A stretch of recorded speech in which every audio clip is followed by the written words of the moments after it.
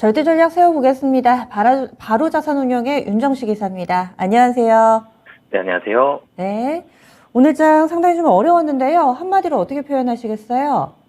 다시 하락으로 정해봤습니다. 다시 하락, 계단식 하락. 이 멈춰있는 구간에서 위로 가기를 많은 분들이 받으셨을 텐데 다시 하락 시작이 됐습니다.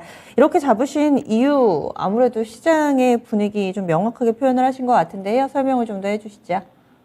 사실은 좀 아쉽죠. 미국 시장 하락이 굉장히 약보합 정도로 약했고요. 외국인은 8거래일 연속 순매수를 했습니다. 오늘 매수 금액도 굉장히 큰 건 아니지만 그래도 1924억 매수면 적은 것도 아니거든요.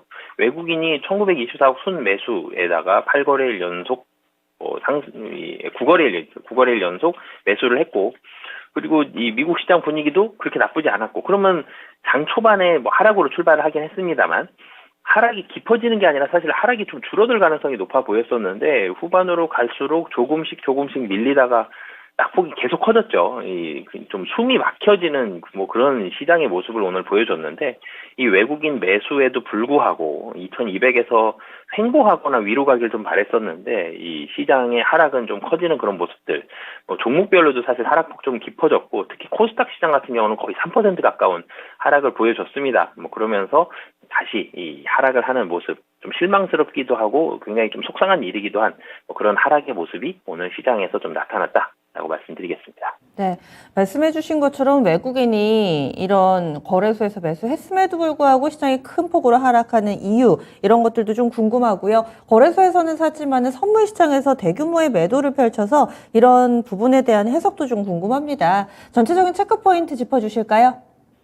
네, 우선 외국인 순매수가 지속됐다는 점은 긍정적입니다. 좀 전에 말씀 주셨는데 선물에서 1조 훨씬 넘게 좀 매도를 했죠. 외국인이 좀 매도를 크게 했다라는 점, 이 현물 시장에 영향을 오늘 좀 미쳤다라고 볼 수밖에 없는데, 그래도 외국인의 현물 9거래일 연속 순매수는 긍정적인 부분이었는데, 이 부분 빼고 나면 대부분 좀 좋지 않은 그런 모습들이, 좀 우려되는 모습들이 여전히 좀 나오는 모습이었죠. 어제 같은 경우는 사실 시장 확실히 좀 진정됐나 보다라고 생각할 수 있을 정도로 시장이 좀 차분해지는 모습이 있었고, 미국 시장도 물론 호재와 악재가 공존하는 모습, 눈치 보기까지 공존하는 모습들이 있었지만 그래도 좀 차분해지는 모습들이 있었기 때문에 오늘 시장 같은 경우는 상승에 대한 기대감들을 가지고 있었는데, 외국인 순매수에도 불구하고 달러원 환율 같은 경우는 다시 1430원 위로 상승하는 그런 모습들을 보여줬고요. 사실 설명할 수 있는 이유는 이 CPI 발표 앞두고 좀 눈치 보기가 우리나라 시장에서도 여전히 좀 나왔다라고밖에 설명을 좀 할 수가 없죠. 이 외국인이, 근데 이 좀 아쉬운 부분은 눈치 보기는 외국인이 좀 더 많이 눈치를 볼 것 같은데, 기관, 특히 연기금 중심이 된 매수가 상당히 좀 크게 나왔습니다. 오늘 코스피 매도가 연기금이 1464억이거든요. 전체 순매도의 절반이 연기금이었고요. 그 다음에 투신, 그 다음에 금융투자.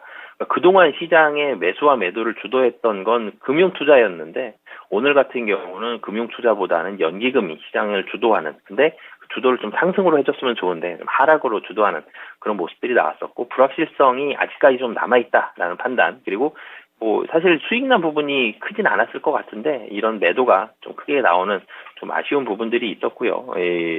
제조업 쪽으로 연기금의 매도가 좀 크게 나왔습니다. 그러니까 삼성전자가 제일 가장 크게 매도가 좀 나왔었고, 연기금 쪽에서는 그 다음에 SK 하이닉스 이 두 종목 매도를 했는데, 그래도 좀 다행스러운 점을 본다라면 외국인이 이 연기금이 많이 매도를 한 전기전자 섹터를 많이 좀 사주면서 이 삼성전자와 SK 하이닉스의 하락을 막아줬죠. 삼성전자는 1% 정도 하락, SK 하이닉스는 0.96% 상승을 하는 모습은 외국인의 이런 순매수로 인해서 좀 다행스럽게 좀 막아주는 그런 모습이 있었는데, 이 외국인의 순매수가 들어간 섹터가 상당히 좀 많이 있습니다. 그럼에도 불구하고 기관의 매도로 인해서 시장의 하락은 좀 멈출 수가 없었고, 그러면서 환율까지 다시 상승하는, 그러니까 시장의 불확실성이 다시 조금씩 올라가는 그런 모습들이 오늘 시장에서 좀 나타났고요. 다른 나라 시장보다도 우리나라 시장이 유독 좀 더 약한 그런 모습을 오늘은 좀 보여줬다라고 보시면 되겠습니다. 네. 그럼 내일장에서는 어떤 점을 좀 봐야 될까요? 우선 뭐 이 CPI 봐야 되겠죠. 미국 소비자 물가 지수, 이 물가 지수가 또 너무 높게 나오든 낮게 나오든 둘 다 염려스러울 수밖에 없습니다. 물가 지수가 높다라면은 11월과 12월 미국 금리 인상에 대한 명분. 그러니까 어젯밤 미국 시장이 좀 진정된 편안한 모습을 보여줬던 거는 이 FOMC 위원들이 금리 인상 속도를 조절하고, 그리고 BOE에서 이 영국이 좀 어느 정도 진정세를 보여줬다, 이런 두 가지였는데, 여기서 소비자 물가 지수가 다시 한번 좀 높게 나온다, 시장 예상보다. 그렇다라면은 금리 인상에 대해서는 다시 우려할 수밖에 없는 부분이 있는데, 굉장히 높게 나올 가능성은 사실 크진 않아 보입니다. 근데 여기서 물가 지수가 또 낮게 나온다 그러면 뭐 경기 침체 우려감, 시장이 분위기가 안 좋을 때는 높든 낮든 안 좋은 쪽으로 해석을 많이 하는데, 낮게 나와서 경기 침체 우려감이 있습니다, 이렇게 해서 사실 크게 하락할 가능성은 좀 낮아 보이거든요. 그러니까 제일 좋은 건 시장 예상하는 정도에서 크게 안 벗어났으면 좋겠다라는 거고, 차라리 위나 아래 중에 선택해야 된다 그러면 차라리 너무 물가 지수가 올라가는 것보다는 차라리 유지되거나 낮게 나오는 정도가 차라리 난 상황이다라고 보시면 되겠는데요. 이 물가 지수가 시장의 예상을 어느 정도 많이 벗어나진 않을 것으로 보여집니다. 그렇지만 이 물가지수 가지고 시장의 변동성 한번 굉장히 컸던 경험을 했기 때문에 이 부분에 대해서는 시장이 눈치 보는 부분이 있고요. 그리고 크지는 않았습니다만 최근에 시장이 조금씩 안정되는 모습, 그리고 소폭 상승하는 모습도 뭐 최근에 좀 보여줬었는데, 그 부분에 대해서는 굉장히 좀 단기간이지만 차익 실현 매물도 좀 나왔었기 때문에 미국 소비자 물가지수 나오면서 미국 시장이 어느 정도 좀 진정된 모습이 나온다, 그러면 다시 한번 국내 증시는 2200 위로 터치를 하겠지만, 이 미국 시장이 다시 한번 변동성이 커지고 이 물가 지수의 향방에 따라서 많이 좀 움직인다 그러면 국내 시장은 다시 한번 여기서 변동성이 커지면서 하락에 대한 가능성도 나올 수 있기 때문에, 오늘 밤 미국 소비자 물가 지수와 이 미국 지수의 변동성 어떻게 되는지 여부를 좀 확인을 해봐야 될 것 같습니다. 결국에는 CPI네요. 오늘 밤 미국에서 발표된 CPI, 시장이 환호할 만한 수치로 나오게 되면은 바닥을 다지고 올라갈 것이지만 그렇지 못할 경우까지 함께 좀 열어두고 있는데, 현재 전 세계 글로벌 시장에서 여러 가지 좀 악재들이 동시다발적으로 나타나고 있는데요. 말씀해주신 뭐 인플레 부분이라든지, 그리고 요즘 들어서는 영국 쪽에서의 재무 위기, 이런 부분들도 부각되고 있고, 러시아 쪽에서 공세는 이어지고 있는 상황에서 만약에 소비자 물가지수가 시장이 예상하는 수치로 나왔는데도 시장이 반등을 못한다라고 한다면은 뭔가 좀 더 중요한 그 시장의 악재가 좀 있는 게 아닐까라는 생각도 함께 해보게 되는데요.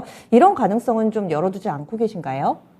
소비자 물가 지수가 시장의 예상치와 크게 다르지 않는데 시장이 크게 변동한다, 그럼 가능성이 두 가지거든요. 영국에서 다시 한번 금융에 대한 위기감이 나온다라는 그런 예상치 못한 그런 상황들이 나오거나, 아니면 러시아 우크라이나의 그런 지정학적 사태가 뭐 커진다라거나, 뭐 핵이라든지 사실 상상하기도 싫죠, 이런 부분들이 나온다라면은 이런 두 가지 가능성이 현재로선 존재하는데 굉장히 크진 않죠. 지금 영국은 좀 진정되어 가고 있고, 러시아에서 만약에 핵 공격을 하게 된다 그러면 이제 걷잡을 수 없는 위기가 전 세계적으로 좀 나올 수 있기 때문에 가능성은 낮습니다만, 그런 두 가지의 가능성이 존재는 하고요. 하지만 CPI 어느 정도 예상치 정도가 나온다 그러면 미국 시장도 지금 좀 바닥권에 있죠. 우리나라 시장도 사실 바닥권에 있습니다. 여기서 하락할 가능성보다는 유지되거나 올라가는 가능성이 그래도 가능성 면에서 높기 때문에 CPI 물론 중요하고 미국 시장 잘 봐야지 우리나라 시장 내일 잘 대응할 수 있기 때문에 잘 살펴봐야 되겠지만, 가능성 면에 있어서는 큰 변동이 나온다기보다는 지금 자리가 유지되거나 상승에 대한 가능성 그래도 높다라고 말씀드리겠습니다.